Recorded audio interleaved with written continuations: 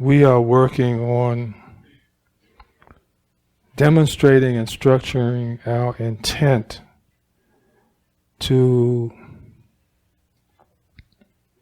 abandon, to rid our consciousness of the kilesas, the root causes for unwholesome behavior, greed or lust, anger or hatred, and delusion. And so on Tuesday we talked about some processes that can be employed that help with that.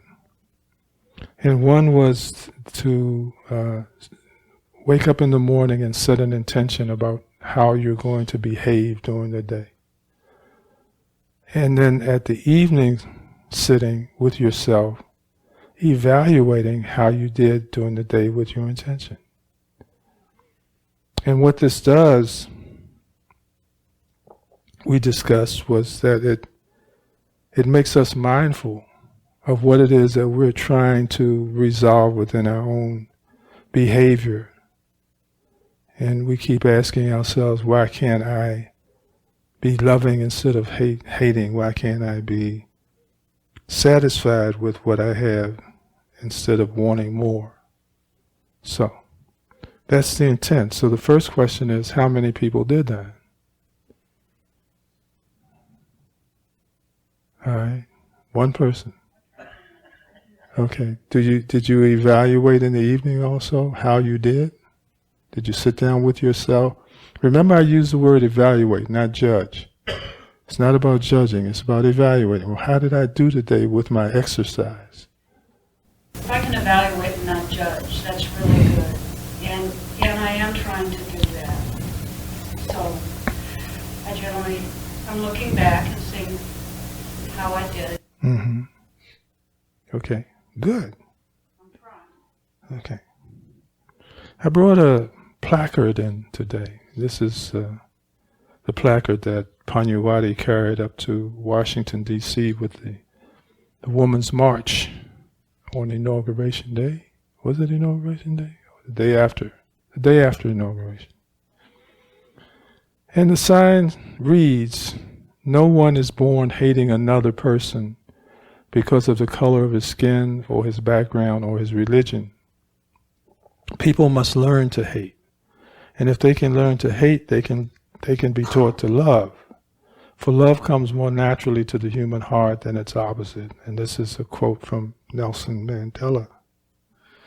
Now, the Buddha says that even an infant has the underlying tendency to hate.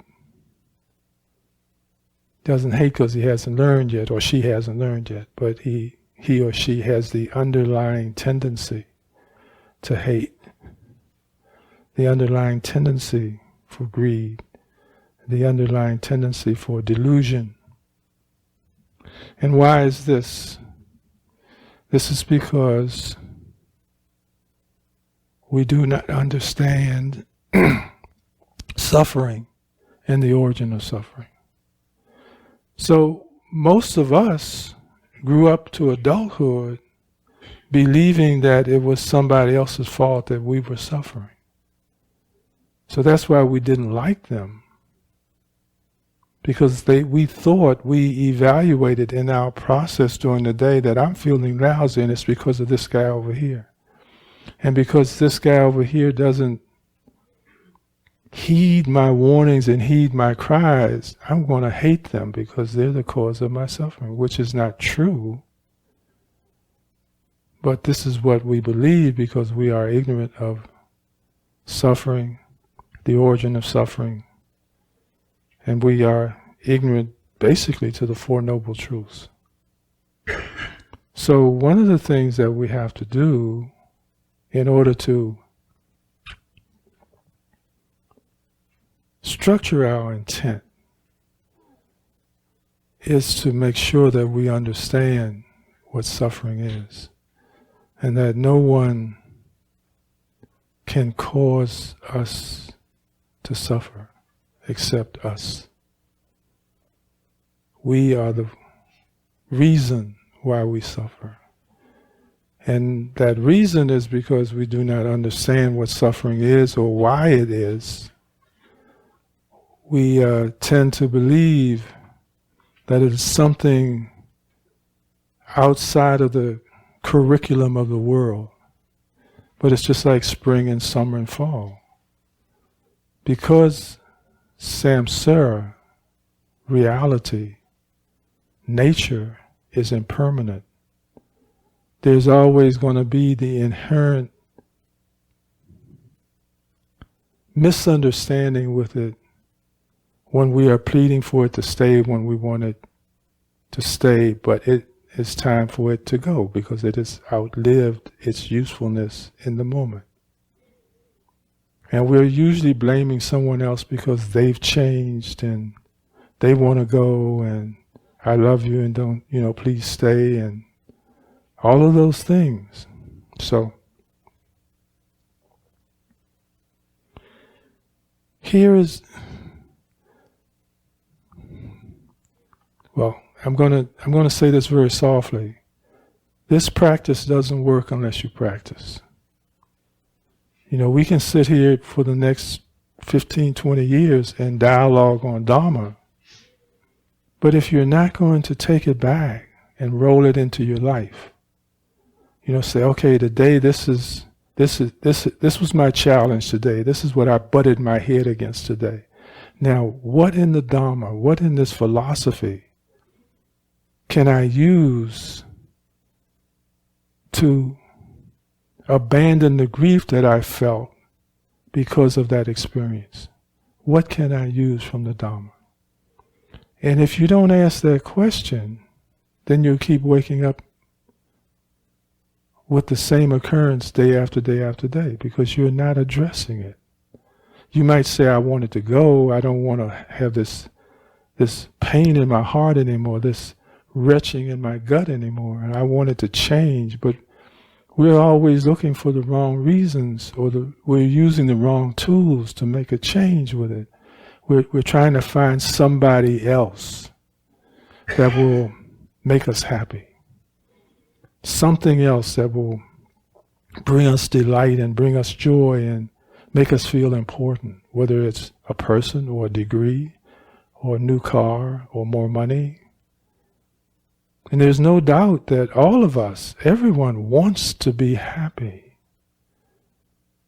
And they can tell you, yes, I want to be happy. That's my primary goal, is to be happy in this life, is to be content in this life. But we all might vary on what we need to do, what we need to bring into our nature, our reality, to make that happen. So again, some people feel that, well, if I just get more money, I'll be better off. If I just get a new friend, I'll be better off. If I just get a degree, I'll be better off. If I just get a new house, I'll be better off. And on and on and on. So we first have to understand what will make us better off. And then we have to set the intention to structure that in our consciousness so that we can be mindful of it and live it every day and employ it in every encounter we have with everything in this world. We use it as a governor and a regulator for our relationships with everything that occurs. Everything. Okay? So we talked on Tuesday also about remembering to ask ourselves, when we discern, when we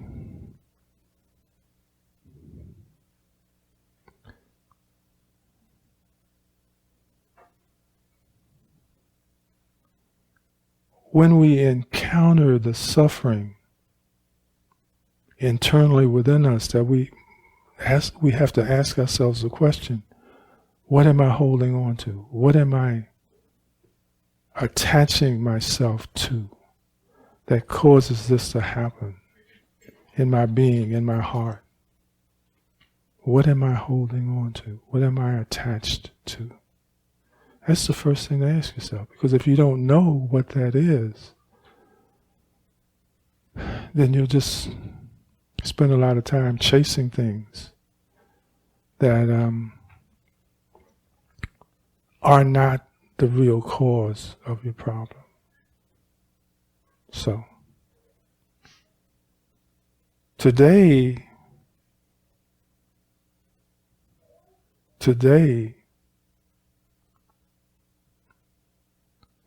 what I'd like to do is to have everybody work and exercise.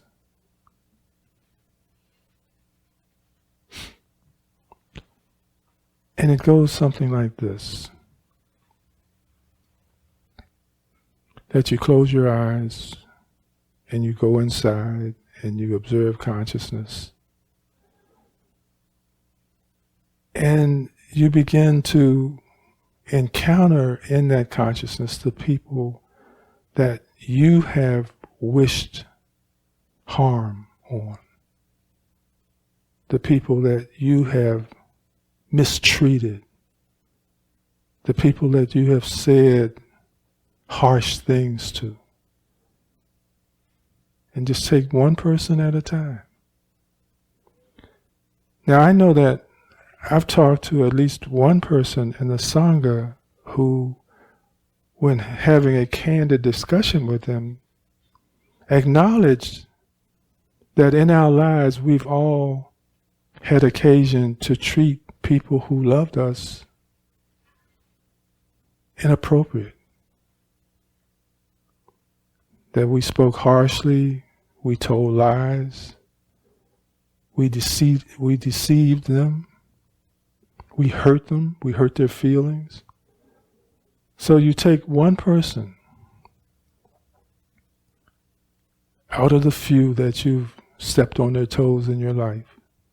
You take one at a time, and the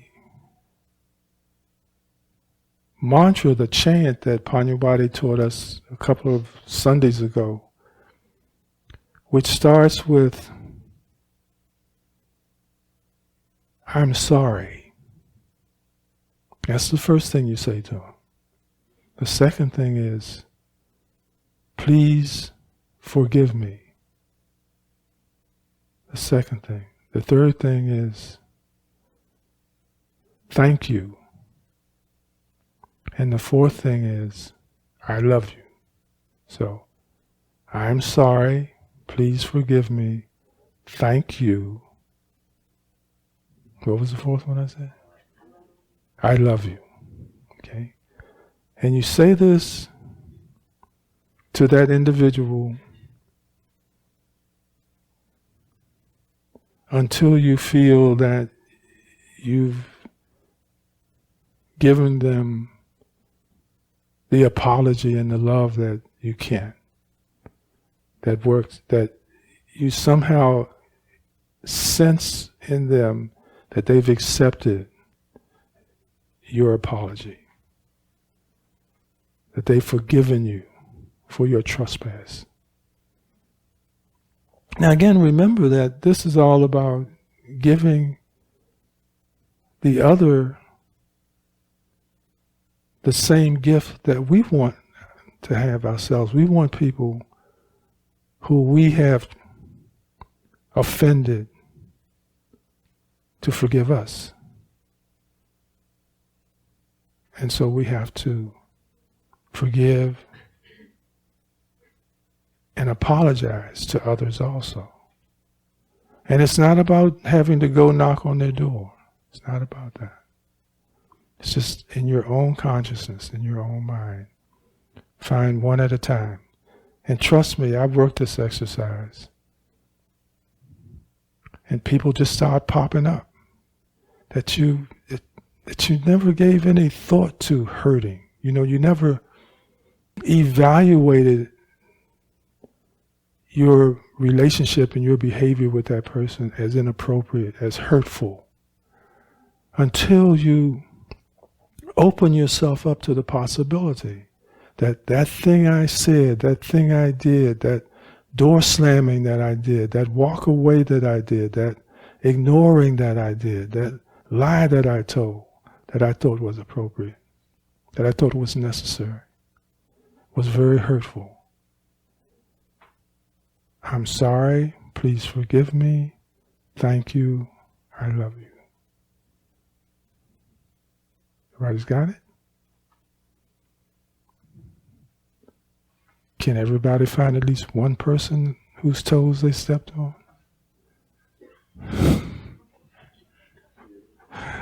Oh yeah, I know. I was surprised. I was surprised because the layers start peeling off. And you start out with that thing you did last week or yesterday or last month.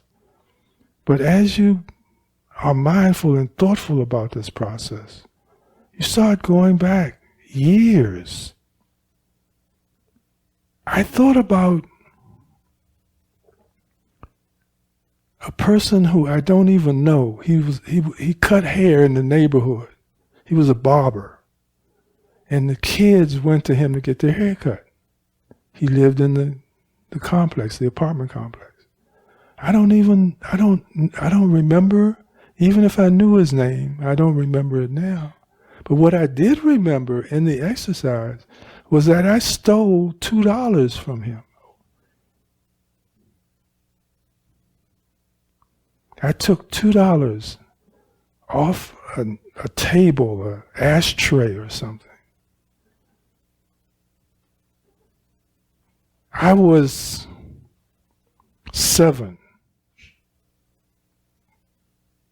And that was I'm 78. I was 7. And the way I dated it was, well, where did this happen? Where did I live when this happened? And it was something that I never thought about. I never thought about the wrong that I did. The fact that in that day, $2 bought a lot of groceries.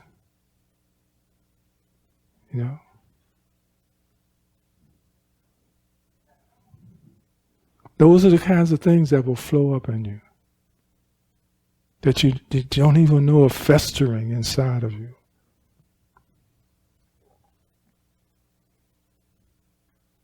So, any questions? Does anybody have any questions? Okay. Again, we are setting intention to abandon the causes for our anger and our pain and our hurt.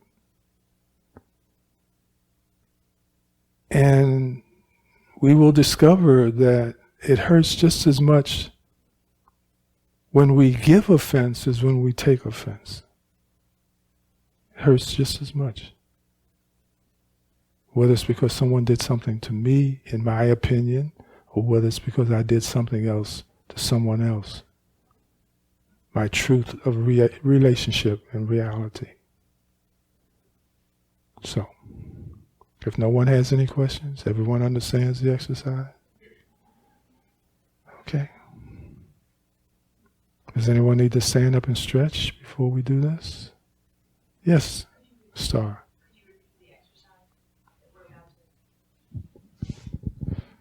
Could you just repeat the exercise we're going to do now? Yes, going inside and finding people who you've offended in whatever way that might have been.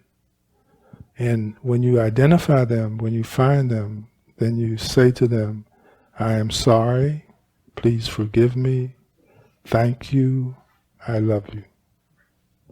Thank you. Okay. Can a person start with baby steps? This is baby steps. Okay. You don't, I didn't ask you to go knock on anybody's door or write anybody a letter. This is just something between you and you. But remember, we're all connected by consciousness. We're all related through consciousness. And so in consciousness, you're going and you're actually touching that person. That person may be long dead now. I don't know. I don't know. But in your mind, they're still alive. And your actions are still alive. So what I'm saying is that we wonder sometimes why we can't let go of the propensity to do those unwholesome things that we do and say those unwholesome things that we say and feel those unwholesome things that we feel. But it's because we have those residual scars and wounds still inside, that we haven't let go of, we haven't dissolved between us and our heart. And so this is the opportunity to start letting some of that scarring, some of those wounds heal, some of those behaviors, to let go of those things. So this is between you and you. Nobody knows anything but you and you. Just you and your heart. If you feel that it's too hard to forgive yourself, to say I'm sorry, to make amends in this way, the question to ask yourself is, why don't you love yourself enough to let yourself do this? And again, we're talking about the most innocent slight up to the most dastardly deed. But each of us owns that within ourselves, whatever that might be. We own it. It's ours. It's not anyone else's. It belongs to us. And we're saying, I want to let this go. I don't want to be that kind of person anymore. And I am offering these apologies. I'm offering this heartfulness to you so that I can forgive myself. Okay? Okay. It's going to be good. All right. Anyone else? Everybody's good? Okay.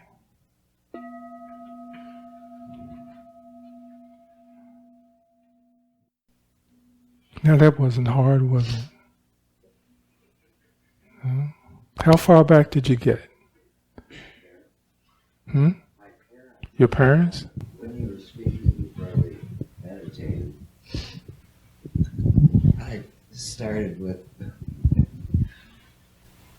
ex-husbands. I thought, oh no. And I kept going back and back. There I was, my parents and my brother. That's where I started. So there were a lot of... So did you finish your list? Did you finish? I'm not sure I finished. There were quite a few. I was thinking before we started that there would only be a few. Yeah. Things came up to me like, names you used to call kids in the neighborhood, unflattering names. I mean, when you start to think about the hate and harm that you've done to people throughout your life, it really surprises you. I mean, because we think we are one kind of person, and we don't realize all of the harm and insensitivity that we spewed through our track in this world.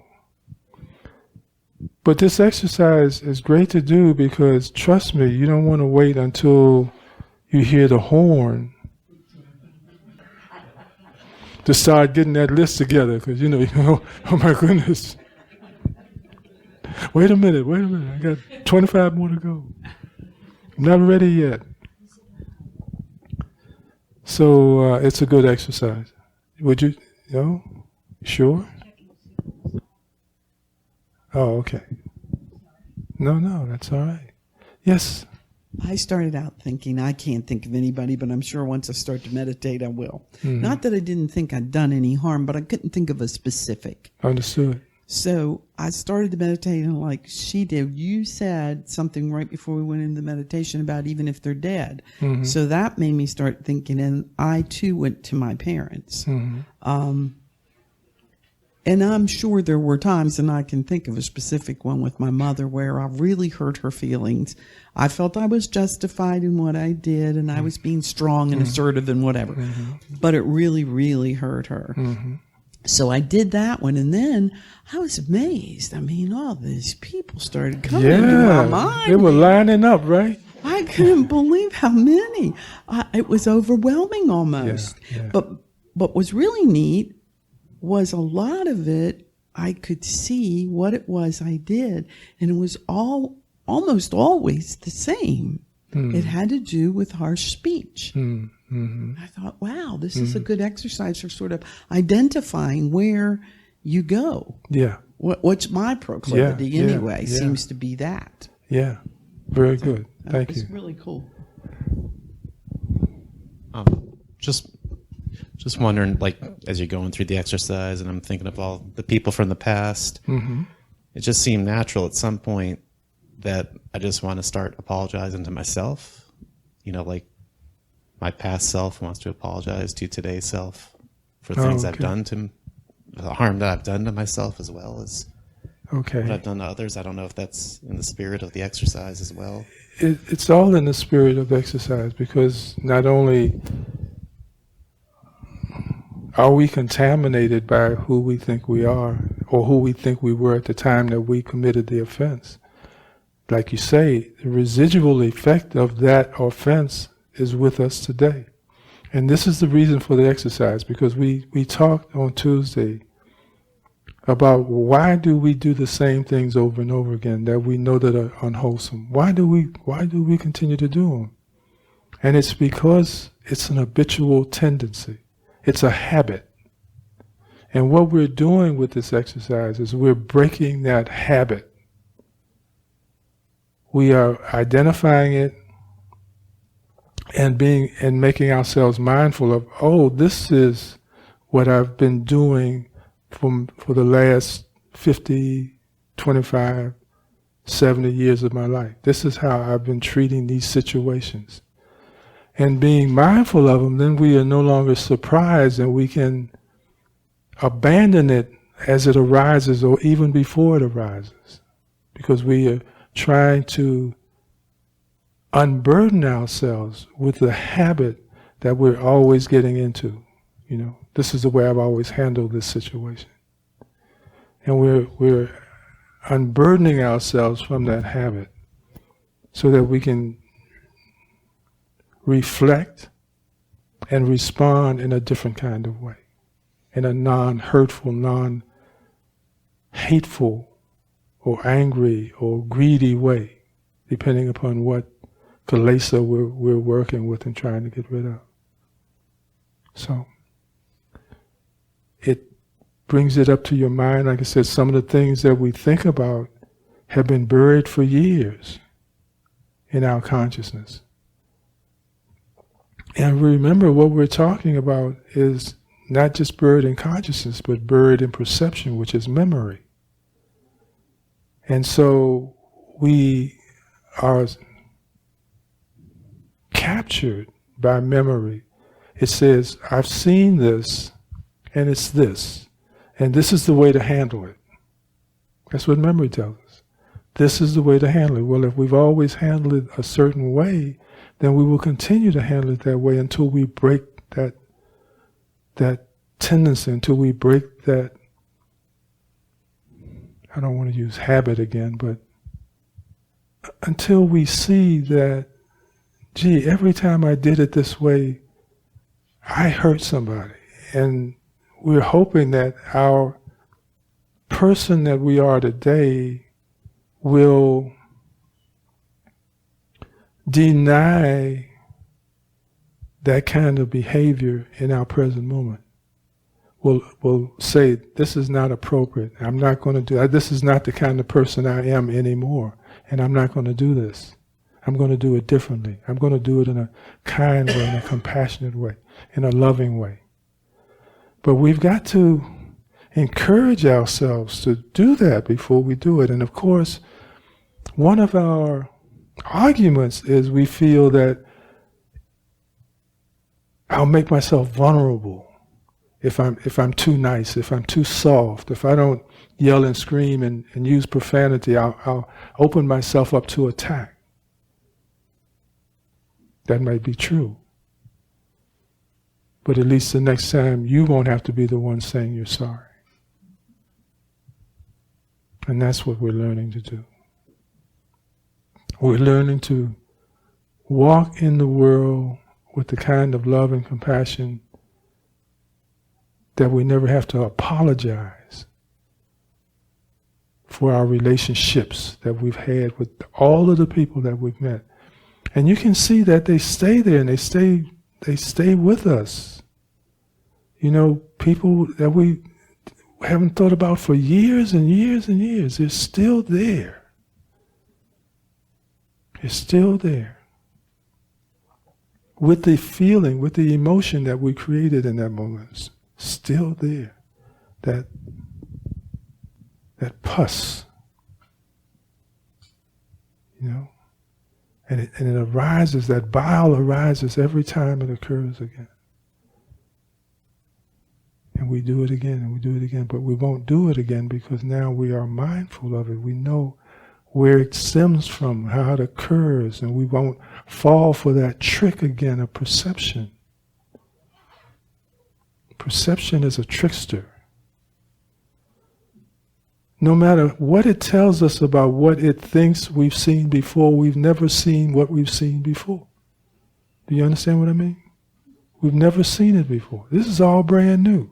We think that we wake up with the same person we went to sleep with last night, but we don't. Everybody's brand new. Everybody's different. That's the gift of impermanence. That without impermanence, no one could change. We would be the same 3-year-old that we were when we were 3. That's the gift of impermanence. So use it, utilize it. It's a gift. Utilize it. Be willing to change. Be willing to be different than you were for the last 5 years, 10 years, 15, 20 years. Give the world something new and different from yourself. That's what the world's waiting for. May all beings be liberated from suffering. May we be well. May we be happy. May we be peaceful. Thank you all so much for being brave and going in and looking at those creatures that we've lived with for so long. Let them go.